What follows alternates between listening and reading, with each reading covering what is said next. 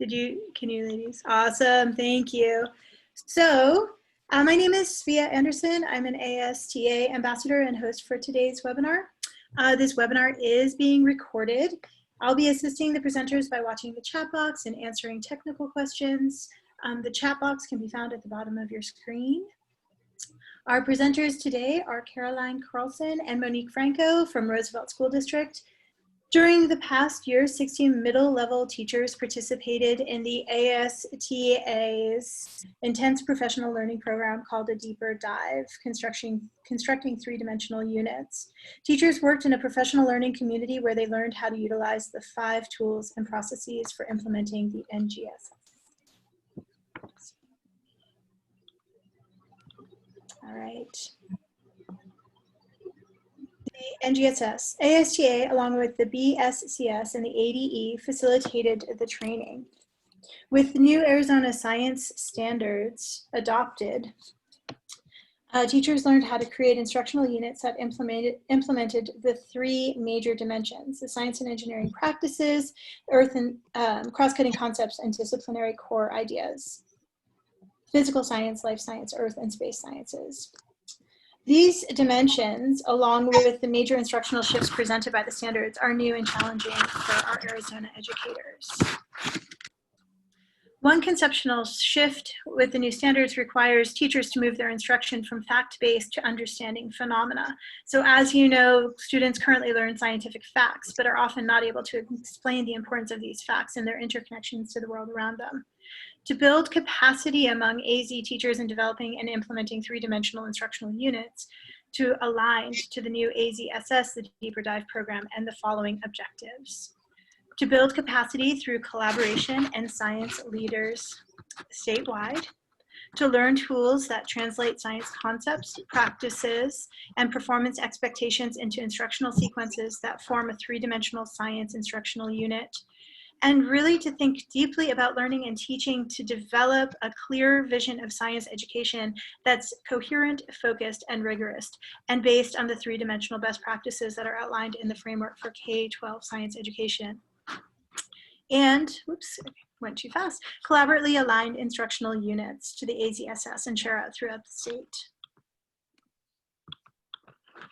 The ASTA is delighted to have the team from Roosevelt School District share their unit that they have developed with you. And with that, I am going to pass it on to you, ladies. So thank you for being here today. We appreciate it.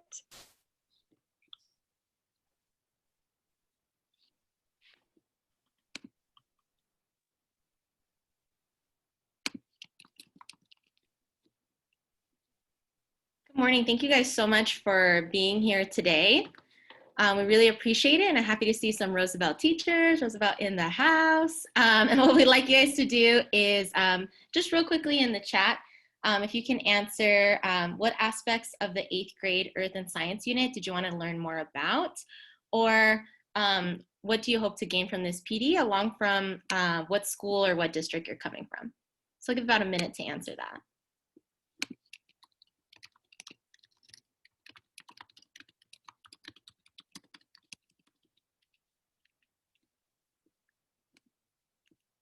And then what I'm going to also do is I'm going to put this slideshow in the chat. So if you want to like follow along, you know, click some of the links that we're also clicking on, you can go ahead and do so.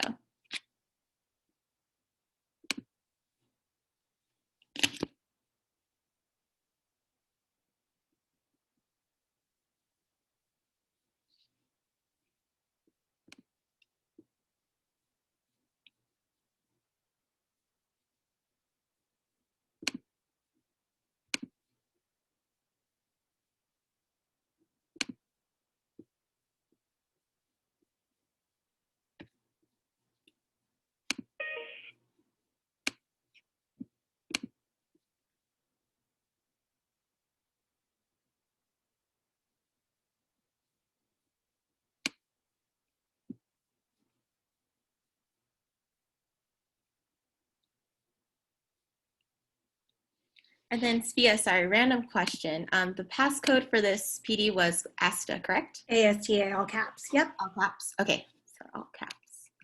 because I think Smarty's trying to join from a computer as well, and so she's kind of struggling. So just want to confirm.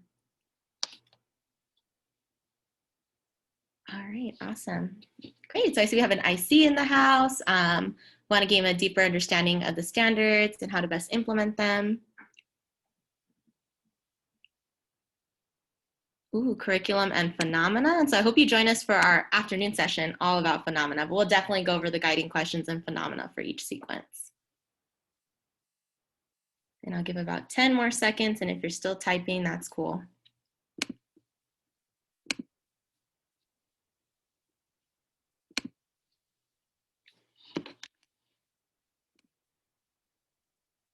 All right, sweet. So we're going to go ahead and just discuss some quick norms. So this is a 45-minute session. Actually, we were just told this morning that we'll have until 11 o'clock, so we should be okay. But if you can put any questions in the chat, so as things come about, if you really feel like we're missing something and you're like, wait, you know, like you can unmute yourself if we're moving too fast with the slides. And if you can give me a thumbs up if you did receive the slides in the chat would be great. So that way I know that you have it. If not, I could resend. Okay, perfect. Michelle, give me a thumb up. And that way you can follow along, you know, click, because we're going to go through relatively quickly, but you know, it's a whole unit we're going through, and we have one interaction time too. This is being recorded. So you can have this afterwards too if you want to review or share with other teachers. And then we just ask that when you're in a breakout room to be an active participant and collaborate. So a lot of you might know me. My name is Caroline Carlson. I'm the science specialist at Roosevelt. I was formerly a teacher at one of the schools. So that's when I developed this unit, was with my teacher hat on. Oh, Monique, she's like moving forward, and she's going to introduce herself as well. So normally when I hold the space bar, it unmutes, and instead it threw us through the slideshow, so my apologies. My name is Monique Franco. Thank you for joining us today. I actually used to work with Caroline at Irene Lopez School in the Roosevelt School District.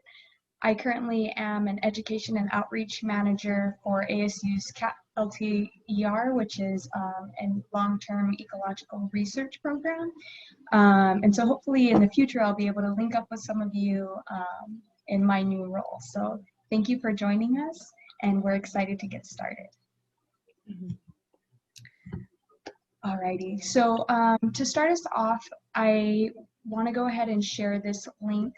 Some of you may have already found this, but this is where the middle school units that we will be going over are located. So if you type this in, if you have the PowerPoint, you can click on the link, but it'll bring you to the ASTA website. And the first thing that's going to come up is going to be this here to the right. And so the reason why we want to bring this up is just a little bit of information about what we're going to be talking about. Now, we're not going to go in depth in the 5 tools or the framework or 5E, but we are going to mention it. And so if you find that when we do talk about those things, you're like, ooh, I'm not quite sure what that is, or I need some more learning, these are actually hyperlinked within within the page, and so you can click on them. It'll bring you to the 5 tools and processes. Down here you can actually go to each individual one, and it'll go in depth individually, and then you have the framework and then the 5E instructional model. In addition to that, when you actually click on this link, which when you click on this link, let me see, let's make sure that works. Can you guys still see my screen? Looking okay, good. perfect. So so this is what I had just gone over, but here on the left-hand side, you'll see these units are hyperlinked, and so that's where you're going to find the units here. And then to the right is where you'll find webinars if they have them. So not all schools did do webinars. If they do have them, they're going to be here, and ours will be up probably at least in about a week or so. So just like Caroline said, if you want to go back, rewatch the webinar or share it with your team, that's where it'll be located. So if you actually go to the right and you click on the unit, what'll come up is something that looks like this. And for Caroline and I, who we've been working on this unit for over a year now. So we look at this and we're like, oh yeah, we know all these parts. But for some of you, you might see this and it may be overwhelming. And so we do want to make sure you understand how to read through this document. So on the top here is going to be a condensed version of our tool 1. And so what you'll find is you'll find each of the sequences within the unit, kind of like chapters in a book. And within those instructional sequences, you also have the big idea. So what we're going to be, what each unit, basically what their storyline is. And so when you click here, it'll bring you to the actual unit. So if I'm just going to scroll down to instructional unit 1 here, sequence 1, and it'll give you the cross-cutting concepts, the core ideas, and the science and engineering practices, which are our 3 dimensions. Caroline will go over them shortly, briefly. And so what you'll find is what we will be using in those 3 dimensions, as well as our tool 4. And the tool 4, again, that's part of the 5 tool processes. Our tool 4 is going to be the tool that is going to be the most useful for teachers. It's going to give you which 5E it's referencing, what the teachers are doing, what the students are doing, and then information about the phenomena that you'll be using. That's going to be this document here. Again, when you click on these links here, it'll bring you down to those sequences, which will outline those 5Es. And then if you want to look more in depth on each of our tools, they're linked up here. So if I click this tool 1, it's going to actually pull up what our tool 1 looked like, how we worked on it, the components of tool 1, tool 2,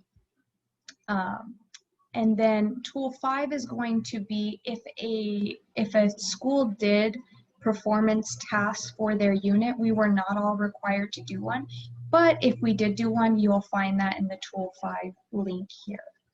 I'm going to just pause for a second here and just remind you, if you do have questions, to put it in the chat, and then Caroline or myself or Svea will go ahead and answer those questions for you. Okay. Alrighty, so I'm going to go ahead and jump back to. Sorry, Monique, before you do that, you did bring up the tool 5 as an assessment, right? Oh, I'm sorry. So, and I'm not sure, maybe you did, but I was like, oh, not sure if you did. At the top, right, like she mentioned, there's all these tools. When you click on tool 5, and we'll show it briefly later, it's an assessment that you can use, and not all school districts did put an assessment, but we did put one, and various other districts did as well. And so you'll find anything here linked. It's going to be super helpful. And then if not, and then we'll also be sharing our emails if you have questions about specifically our unit. Okay, I'm going to go ahead and go back to our presentation. So let's go ahead. Alrighty then. Okay. Okay, sweet. And so if you're, as you're clicking along, I know we're giving you a lot to click on. We got the PowerPoint, and we have the, and now you probably have all the access to all the tools that you're looking at. If you look at the first tool, I did just want to point out, I know when I first started doing this, I was really overwhelmed by all the colors, and the colors aren't there just to, woo, I want to throw a rainbow. So I want to just go ahead and point those color codes out. So tool 1 is a whole unit blueprint. Like, how do we break down the 3 dimensions? So in this like orangey yellow, you're going to see our core ideas. So what is it that students need to know? Part of the core ideas here in Arizona, we also have the using science. So that's in purple. In blue are the science and engineering practices. And then the cross-cutting concepts are in green. And there's also those abbreviations. For core ideas, you might see CI or DCI, using science UI, SEP for science and engineering practices, and cross-cutting concepts. And so when we were doing this, we were playing with a lot of cards, and we organized them like Monique talked about, kind of like a story, chapters in a story. So that's this visual here with the cards. And if you have any questions or you want us to like explain something, go ahead and just throw it in the chat. And then just to add along, on the right here, what you'll see is a snippet of our tool 1. And so you had seen a condensed version when I was sharing, which was just this top portion here. But what you'll see in each sequence, which again is like a chapter in a book for our unit, what you'll see here is that you could see all the color coding, which will align with those 3 dimensions. Yep. and then here they are here. This is a really helpful visual if you don't have it already. Available on ADE, and I can, if anyone wants it, maybe at the end I can throw it in the chat if you don't already have it. But it breaks down, like when we think about science and engineering practices, like what is it that students are literally doing? Like how are they practicing science? The cross-cutting concept I like to think of as a lens. How are they thinking about it? And then our core ideas is that scientific knowledge that they need. And if you look at the quote on the right-hand side, I just love using this when I have any sort of PD. I think I bring it up every single PD, but in order for students to really know and practice science, we want them to engage in all three practices interwoven together.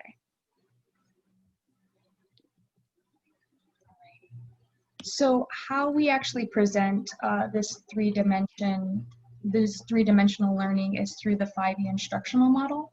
And so you may be familiar with the 5E instructional model, and if you don't, again, at the very beginning on ASTA, in those links, they do have a more in-depth description of it. What you see here are just some questions that can help guide you when thinking about each of the 5Es. So when we're thinking about engage, what we're thinking about is what activities are used to promote curiosity and elicit prior knowledge. So your engage is where you're, one, going to probably introduce that phenomena, pull the students in, entice them, but also it's going to give you an opportunity to see what misconceptions the students might have, or what learning they already do know. Your explore, you're thinking about what activities are used to help students generate new ideas, explore questions and design, and conduct investigations. And what's really cool about the shift between from traditional teaching and what we're doing now is that we're allowing the students to do the exploration so that they can decide, okay, this is where I'm starting at. And so that explore should really be an opportunity for the kids to explore the phenomena that you are introducing them to. And then with the explain, what explanations are provided to clarify and deepen student understanding. So your explain is where you're providing those opportunities for students to have a deeper understanding of what they've explored.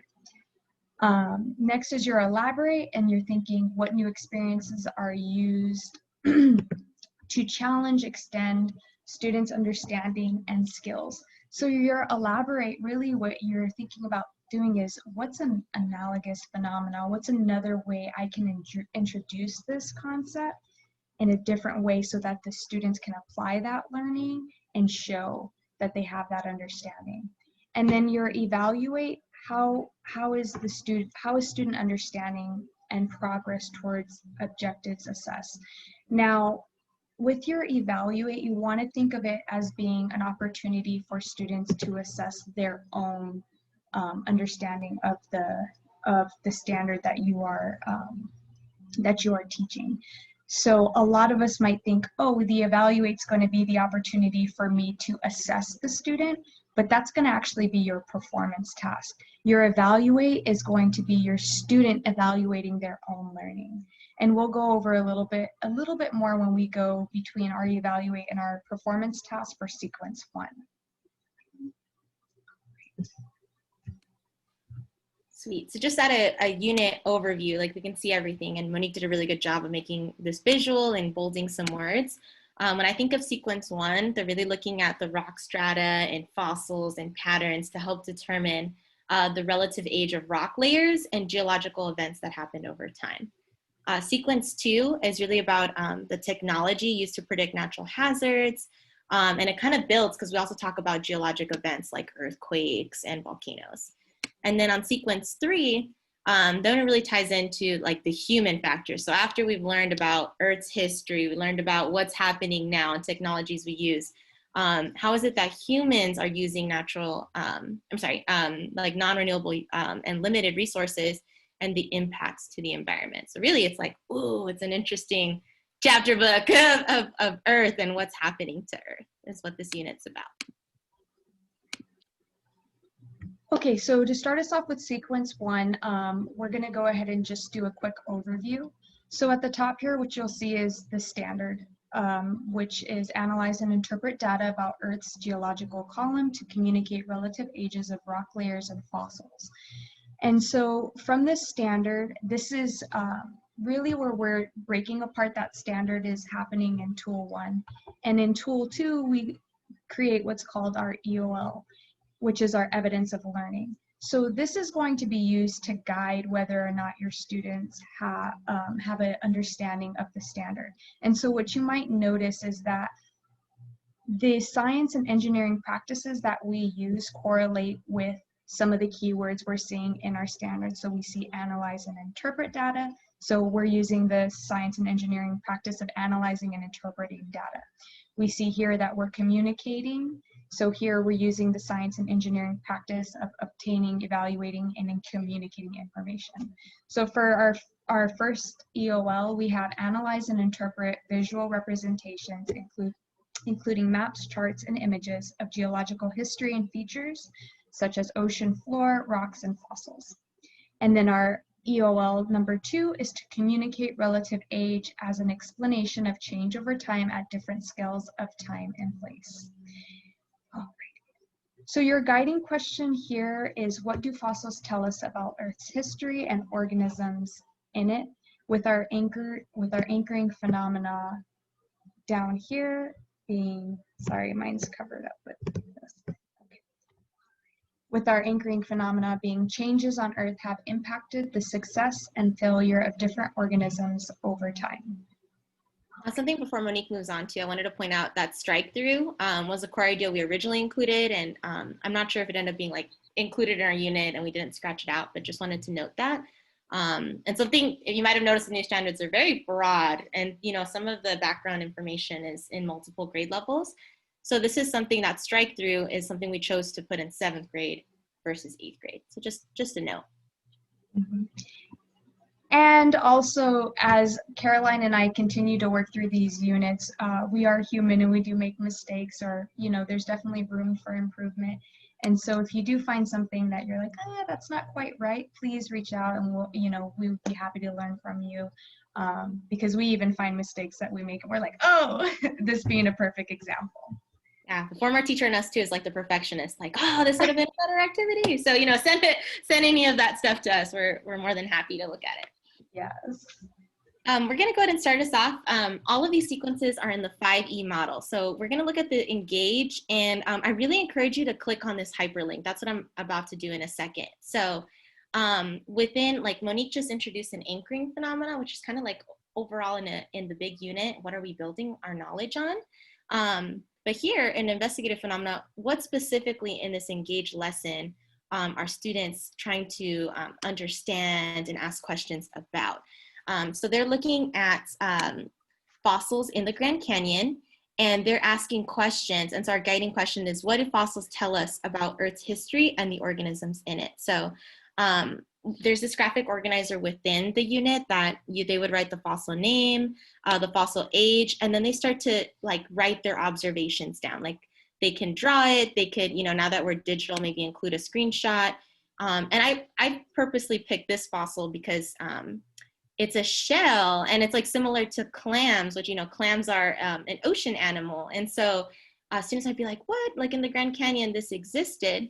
And so real quick, what I'm gonna do is I'm gonna share my screen just so if you're looking at the hyperlink, I wanted to point out that this resource is all the way at the bottom.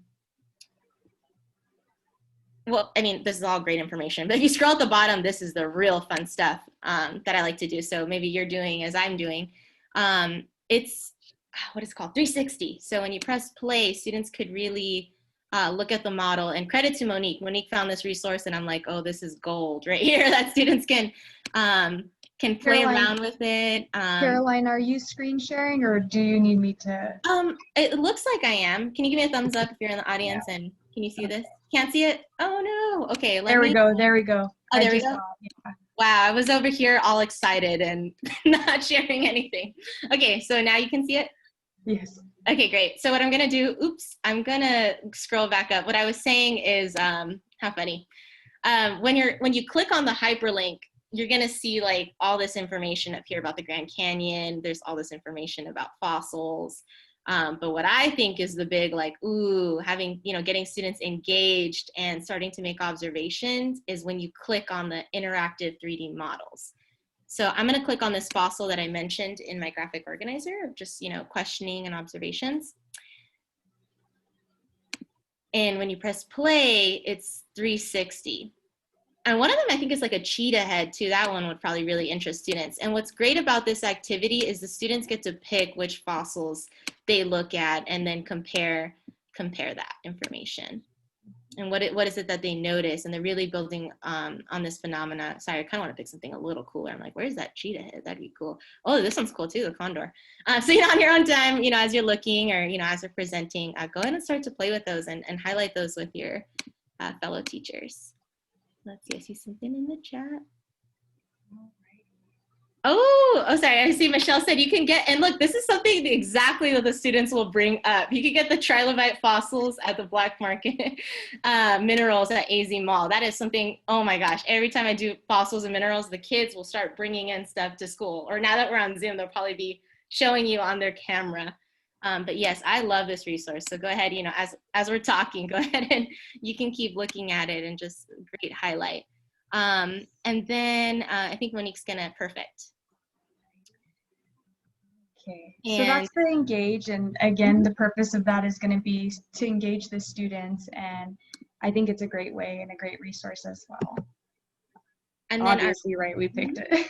Yeah. And then our linking question from that, so students were just looking at, fossils and, in the Grand Canyon and their features. How do you infer geologists know the relative age of the fossil? So like, how did they even get this information that it's like X years old? So then we're going to jump to the next activity. So what the students will be doing next in the Explore is going to be, you can actually see both parts of the activity on the left and on the right. So the first activity, they don't get this answer key here, but this is the answer key. But what the students do get is cutouts of these cards with different letters on it. And what the students are going to do is construct a column using information from the cards. And so really what the students are going to be doing here is they're going to be building a rock column based off of the layers that have, building upon layers based off of the letters. So you can see the color coding here to kind of make it make a little more sense, but you can see here we have D and D, and so because we're building upon here, we're going to stack this one first and seeing that, okay, what they have in common. So what's really cool about this is that the students are actually discussing and exploring and moving these layers around and trying to make sense of it themselves. And so by doing an activity like this, the students have to rationalize themselves. Okay, why am I putting this layer here? As opposed to just saying like, okay, this layer and this layer, and notice they have the same letter. You're going to put those together. So giving the students the opportunity to do that, one, it gets them to start thinking about what they have to do. But two, I almost feel like it motivates students more because they're so, at least for my kids, they want the right answer. And so they're really motivated, one, to find out, like, did I get this right? Was my thinking right? And so what's really cool about the Explore is it gives the students the opportunity to really be in charge of their learning and understanding. So this would be part one of the Explore. I got so excited about the activity, I didn't even go over the investigative or the guiding question. But so for what we're looking at in this Explore is we want to look at the placements of fossils and rock layers and how they indicate the relative age of rock layers, with the guiding question being, how does layering of rock and fossils indicate change over time? So then, yeah, so what the students are really focusing on in this Explore is the rock layers and how the rock layers indicate that change, or I'm sorry, indicate age. So after the students do this activity here, you want to give the students the opportunity to discuss with one another. And what I really like the shift that we're seeing in science teaching in Arizona is rather than saying, oh, okay, you got the wrong answer, you're giving opportunities for the students to discuss with one another and share and communicate with one another, like scientists would, communicating what they believe, their findings, their data, they're rationalizing, what they did. And so between after students are doing this, they're discussing with their table mates or their partners, depending on how you want to do it. They're revisiting their model, they're adjusting theirs, and then moving on and looking at a different example. So if you look at this example here, the concept's going to be the same here, where they're building upon based off of the organisms that are found, or the fossils that are found in each layer. So just like in this example to the left, on the right, you could see the color coding of the different fossils, which are going to indicate the order in which those layers go in. So then our linking question, going from our Explore 1 to our Explain 1, is how do fossils and rock layers relate to determining their relative age? So we have the students thinking about and making educated guesses, but building those rock columns, and we're still not going to give them the answer. We're still not going to say whether they're right or wrong, which is going to kill students, but it's okay. But this explain portion is where we're going to start giving them more information to make the appropriate choices in when they revisit their learning and make those adjustments. Absolutely. So like you said, we're just like, it's going to kill them in a good way. Like they're going to want to know more. We're going to keep investigating. And just to let you know, in the later activity, Monique shows like a digital way you can do this. So pretty much putting it on like a Google slide for students. In this first explain sequence, they're going to learn about how the placement of fossils and rock layers is going to tell them that relative age. And so they're going to, if you want to go ahead and follow along with me and click on this hyperlink, and I'll screen share it in a second. I do want to go over the guiding question. So how do fossils help us understand the relative age of rocks and other fossils? So Monique, if you can stop the screen share, that way I can just quickly show the interactive. And on that slide you saw, I put like an ideal student response based on what I did. So there's like a graphic organizer for students. This is another interactive. And so when you click on the hyperlink, you know what, let me grab this and throw it in the chat just in case you don't have it. You're gonna go ahead and click where it says launch interactive.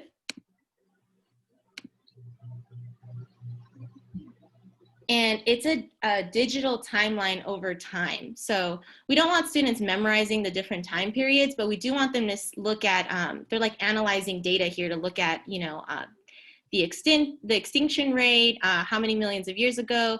When you click on these major events, it tells you what environmental factors impacted or caused, I should say, the extinction, and then what species were extinct, what percentage. So they're like, no, my friend the trilobite, like that got extinct here, like, or you know, or like endangered at this point of time. And so students are really looking at these different events and then making sense of, oh, that's why that fossil is no longer in this area of my column, or oh, this species evolved, and they're looking at that through this interactive. And I'll go ahead and stop my share as you play around with it. And I think Monique's gonna get us to the next linking question. And along with this, this activity, students are also provided with reading. So oftentimes within your explain, you are providing additional information for the students to make sense of their learning.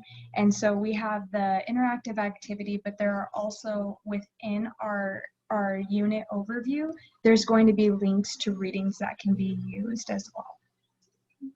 Yeah, and this graphic organizer, like this is it was me handwriting what was filled in, but you can use a totally different graphic organizer. And again, we welcome any of that stuff. You want to send it our way too. And that'll lead us to our next like transition. So after they did that, the next linking question from our first explain to our next, this sequence has 2 explore explain cycles. So our next question is, how can rock layers change in response to other environmental and geologic events? So as you know, it's not this perfect rock column that's just like straight and standing up. There's deformities and things. So Monique's gonna go ahead and jump us into that next activity. And so if we're thinking about the explore explain cycle and the first explore explain cycle, really what the students are focusing on is that understanding of superposition, and that the layers at the bottom are going to be older, and as the layers go up, those ages are going to be younger, or oldest being at the bottom to youngest at the top.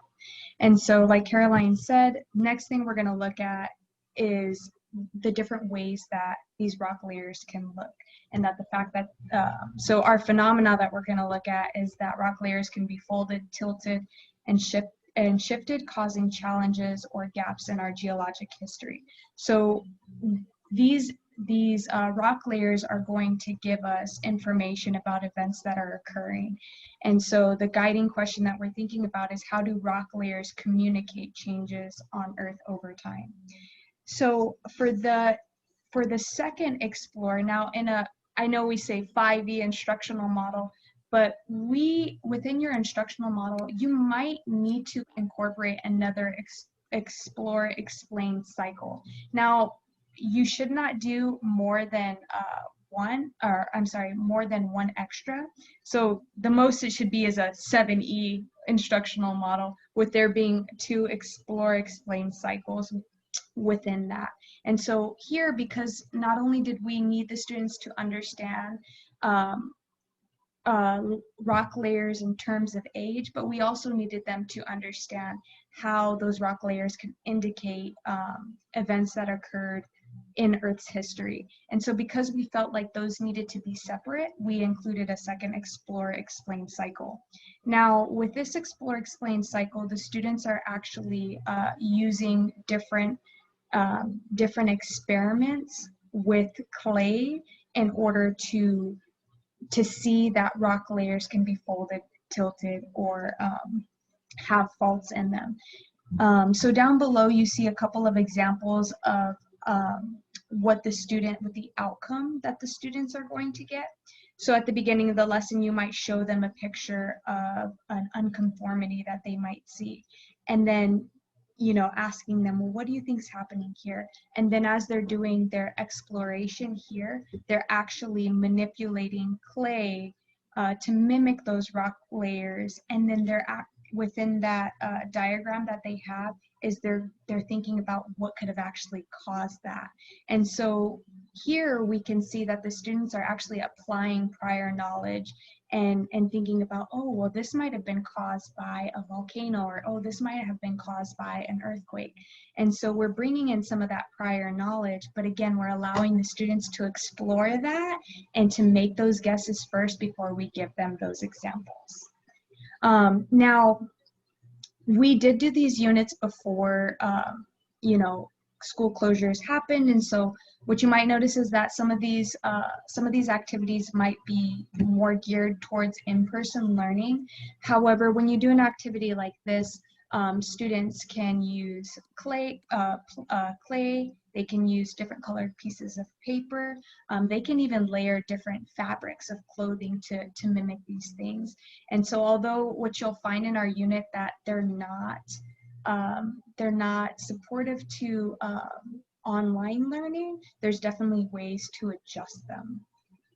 I would say I saw like on Pinterest towels, like people use different colored towels. Yes. And what's nice is like clay is, they can also find at like the dollar store.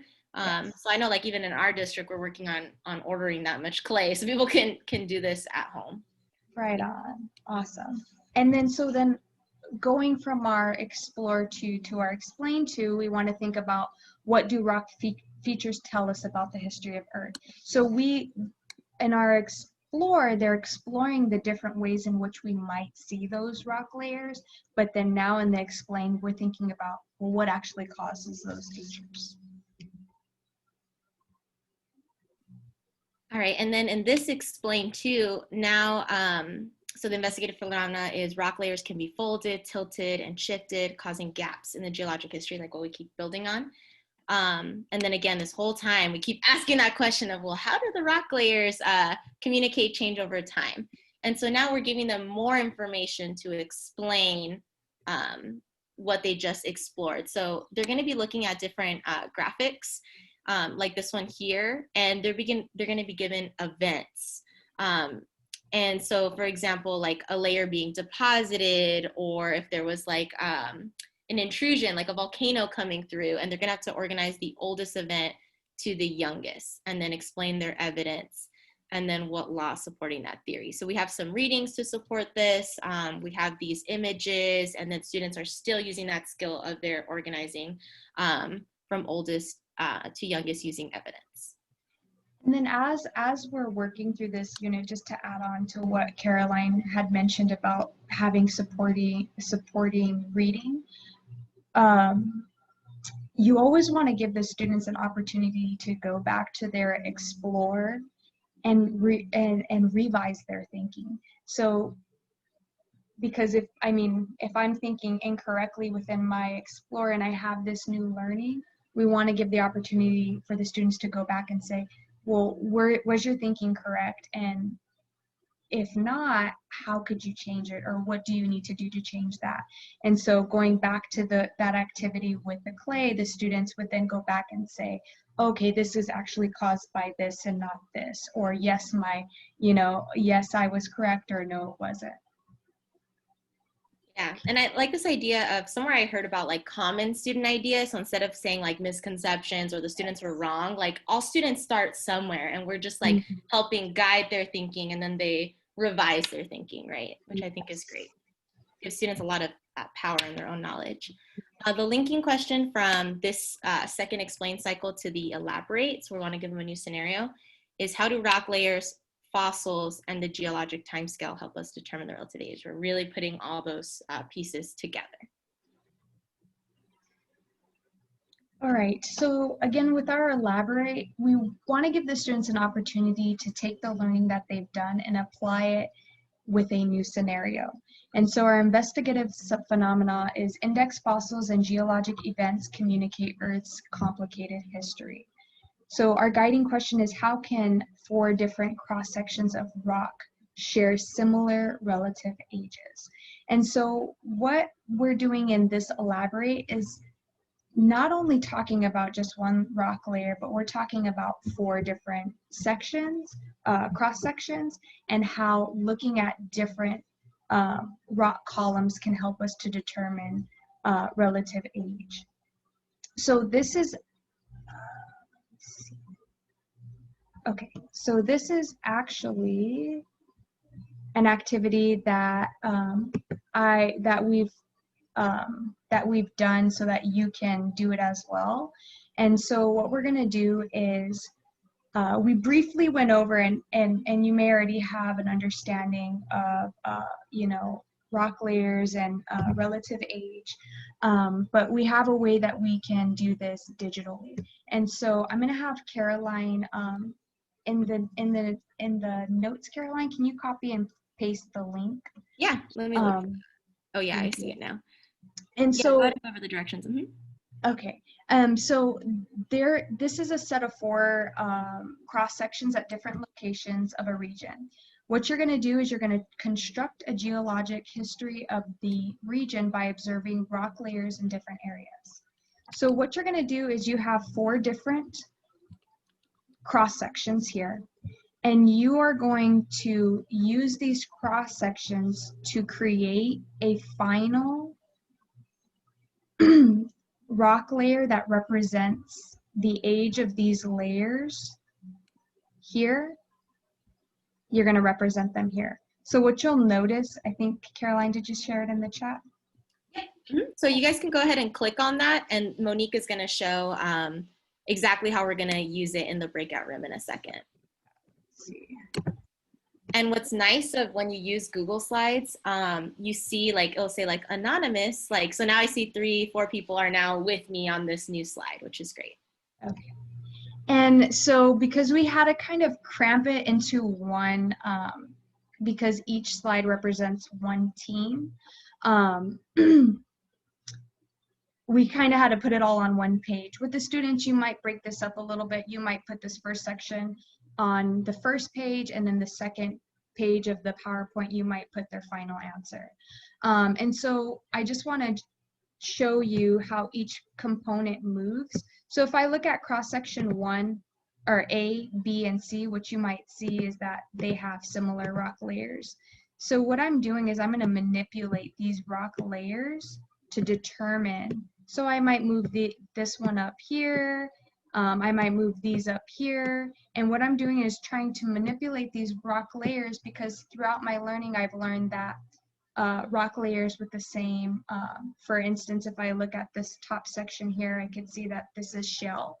So if I know that here up top, we have shell, shell, and shell, these are going to be within the same time period. And what I'm trying to determine is, what does this rock layer look like when I organize them from oldest from the bottom and youngest to the top. So we're going to break you out into, I don't know, are we going to? Part of me is wondering, since we're a small group, do we want to just kind of like pretend we're all in one group together, like not do a breakout room? Or do you want, I guess we could do that. So 2 to 3, just be together? Yeah.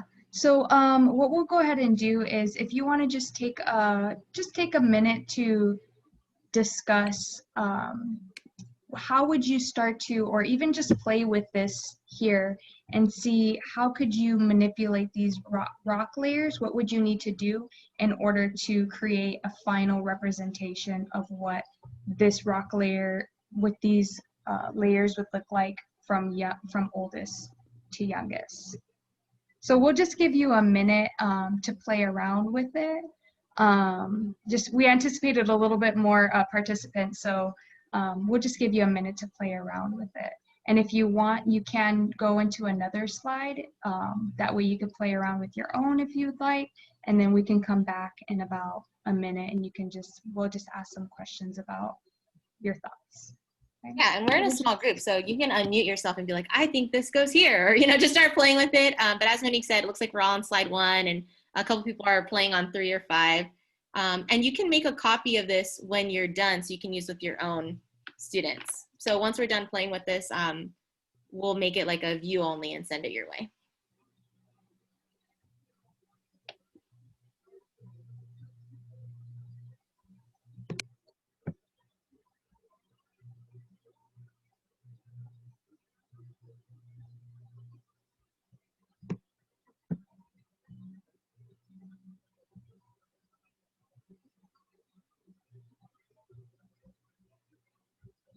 I don't know who this anonymous Python is, but you're really putting in work here.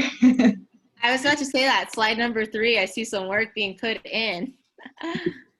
Yeah, that's me. I think I like how I like moving them up and down, kind of making sure that horizontally they line up. So that's my strategy. Yeah, and so when we were going through this, we were kind of looking at like, oh, like this is something that would be really hard to do with distance learning. And so we wanted to just provide throughout our overview of ways you could make it digital. And so this would be a way that you could do it. Again, you probably want to, when you give this to students, give it to them in a PowerPoint, maybe 2 slides. So the first slide maybe being the directions, and maybe the key, and then the second slide maybe being those moving parts. That way it gives the students a little bit more space. And so what you can see here is that, I'm sorry, let me see. Is this Carrie? Carrie is slide 3? Yeah, I'm the anonymous Python. Anonymous Python. So what you can see Carrie doing is you could kind of see what I meant by, needing that space at the top there. But what you could see is she's manipulating the different layers within each cross section, so that when you're looking at it horizontally, you can see those match up. And so really what you're doing here is you're allowing the students to apply that knowledge of rock layers, but making it a little bit harder and including different cross sections. And then in addition to this activity, the students also have one that includes fossils, which I'll show you in the next slide on our presentation. And so not only are we talking about being able to understand that idea of superposition and the fact that the oldest is going to be at the bottom, the youngest will be at the top, but then we also have an example where students are using fossils And then we also have some questions in regards to what do they think is happening. So they're taking that learning from the Explore Explain Cycle 1, and then they're taking that learning from Explore Explain Cycle 2, and then that Elaborate, they're combining it together. Okay. And then for sake of time, Monique, are you okay if we jump back to the original presentation? Yeah. Yeah, so I'm gonna yeah. Yep. If you're like me, I could be stuck playing with this. And I actually did this when we were doing our original. And so I was like, oh, this is so much fun. And so I had a good time doing that. And hopefully the students do as well. Oops. And thank you. I know I'm like, I just wish I could spend more time with you guys. I know, I'm sorry. I'm sorry. No, I'm so sorry. I hate to be that person. And then Smarty, yes, there is a key. So remember how Monique showed how to access the whole unit? And on this next slide is actually the key. Yes. So here is an example. It's this. We're still talking about the Elaborate, but I wanted to include some of the other activities the students are doing. So if you look, this would be your final example. So just like what we saw with Carrie manipulating those rock layers, this is an example of how you can even include, you know, I didn't want to give too much information. This organization was just easy for me when I was creating a key for teachers. But what you can see is that the layers do need to be manipulated and spread out so that you can see the final answer, which is here. And then that second example is with fossils here. And then the students also get an opportunity to look at an example of a rock layer and then talk about, well, what is going to be the what's going to happen first, what's going to happen second. And so this Elaborate, again, they're taking the knowledge that they've learned up into this point in a combined lesson to sort of work through that and practice that. Okay, so then from our Elaborate to our Evaluate, how do rocks and fossils help us determine the relative age of rock sites? Sweet. And then I just put in the chat, feel free to make a copy of it now, since if you notice, like some of the slides weren't used, like slide 10. So maybe you just make a copy of slide 10 and share with your students or with your teachers.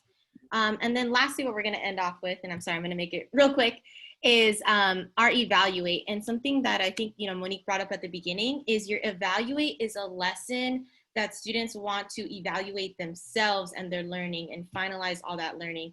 And then on top of that, once they're done with that, we're going to also give a performance task. So in this scenario, they're given the scenario about 2 different plate locations. And so it says rock sites across the globe can have the same relative age. It's like, what? How is that? Like we have a site from North America, a site from Europe, and they're going to compare those fossils and the layers that we've been looking at, and they're going to justify that answer. So this is an activity they can do independently. You can choose to do this as like a student groups, and then they present. And then, sorry, Monique, can you go to the last slide? And so this is in our tool too. Then we have the performance task. So when you're thinking of an assessment, instead of our traditional multiple choice, you really want them to perform the tasks that they've been practicing. So the Evaluate, again, even though it's called an Evaluate, it's a lesson where students evaluate themselves to like prepare them to take this performance task. So again, here's that EOL, our evidence of learning that we wanted them to practice throughout this sequence. And then if you click on tool 5 on that, what we originally showed you on the top, you will have access to this performance task and a rubric with ideal student responses. And what's really cool about the performance task is, just like Caroline said, you don't want to have just multiple choice. Our performance task, we're giving the students an opportunity to perform. And so, but what's nice is that you can actually take multiple choice tests that you might have and think about how could you make it into a performance task. So our number 1 was actually multiple choice that we spun a different way. So for instance, one might have been which of the following represents you know, like an earthquake and then a geologic event given a specific geologic event, and the students have to pick which one. Instead, what we did is we, took out the question, and what we did is we said, okay, what if we took this and we had the students order them by circling them and then explain what's happening? And so you really want to give the students an opportunity to perform it. This is what you should be assessing, not the evaluate. The evaluate is what the students are assessing for themselves. And you can still help guide that thinking. And so in this part too, I do want to mention it's like 3-dimensional, which we outlined. The blue is they're analyzing, interpreting data. We give them multiple visual representations. And the knowledge was that history and features of rock strata to communicate the age. And on our last slide, I know it's a lot to give you guys, and to think we only went through one sequence. We went really in depth and at a fast pace in depth for sequence 1. You have the rest of this slideshow to really dig through sequence 2 and 3 about the technologies, about human impact, and our emails are here, so you can email us if you have any other questions. Monique and I even talked about her and I should maybe just record sequence 2 and 3 and add that to this video. Is there any questions right now? You want to unmute, or any last thoughts before we close out? I'll go. First of all, this is amazing, and your hard work is so evident in the thoughtfulness of each different piece of the 5 E's. And if I'm totally excited to kind of dig deeper into sequence 2 and 3, if they're just as good as sequence 1. So thank you for all of that. I had a couple questions, but of course I only am remembering one of them right now. Do you have like a number of days or weeks that you would spend on a particular sequence? Just because I know not every E gets its own day, but approximately how would you like schedule this out, like within a month or a couple of weeks or whatever? That's actually a really great question, and I think for a lot of teachers, the learning is going to be taking that 5E and actually spreading it out, because I know that oftentimes it's like, okay, you have to go through all 5Es in one day, and really, I think it really does depend on kind of timing of your schools. Some schools may only get 45 minutes, some of them might be on clock schedule. But I would say at least, besides, because I feel like the engage can really go into the explore. So I think probably each one should at least have a dated 2 days. Okay. And so I'm thinking probably a sequence like this would take probably about maybe 3 weeks. Caroline, would you say? Yeah, you know what's hard? Monique and I we even came up with a slide and we tried doing it, but what's hard is some schools are virtual, some schools are hybrid, and classes are short. So I kind of don't want to give a pacing. Well, yeah, that's understandable. I just, in my brain, I'm thinking, okay, traditional like 50-minute, class period,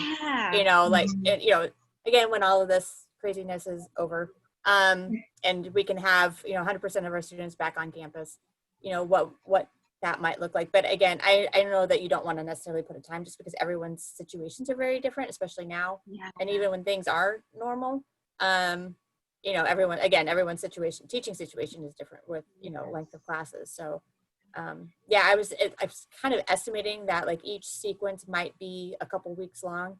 And I know it depends on the conversations that you have with your classes too. For sure. So, I mean, if you have kids that are really into it and they're digging deep and they're asking lots of questions, that could, lengthen, which is great, Yeah.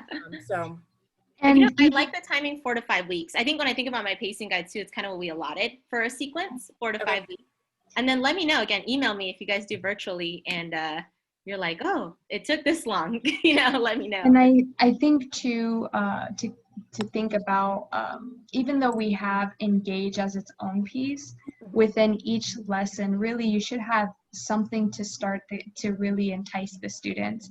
And just because, one, that's going to give you an opportunity to really show, okay, how in depth do I need to go? Because you might go into, your explore and realize your kids don't have the prior knowledge that they might need to move forward. So, you said it correct. It might depend on how students come in and what they know.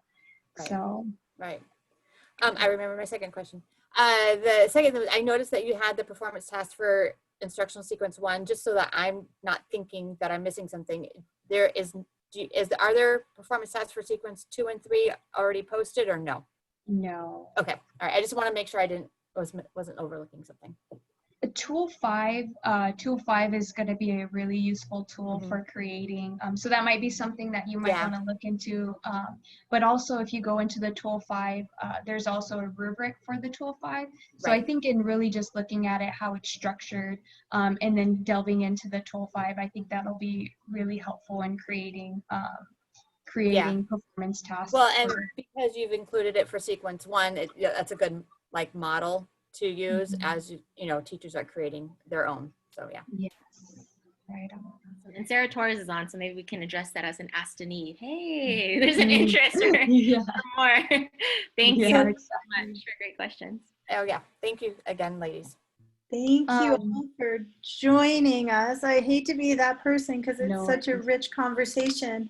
But Caroline and Monique are actually going to be back in an hour with another webinar on phenomena. So join us back at noon. But we've reached the end of our time today, but I really want to thank Caroline and Monique from Roosevelt. You did an amazing job, and thank you for sharing your unit with us. Knowing that our new science standards requires the teachers to shift the way they teach, we appreciate that the Roosevelt team is helping support our science community with innovative ways to reach students through the 3 dimensions. So thank you, ladies, for sharing your unit on the Earth and space.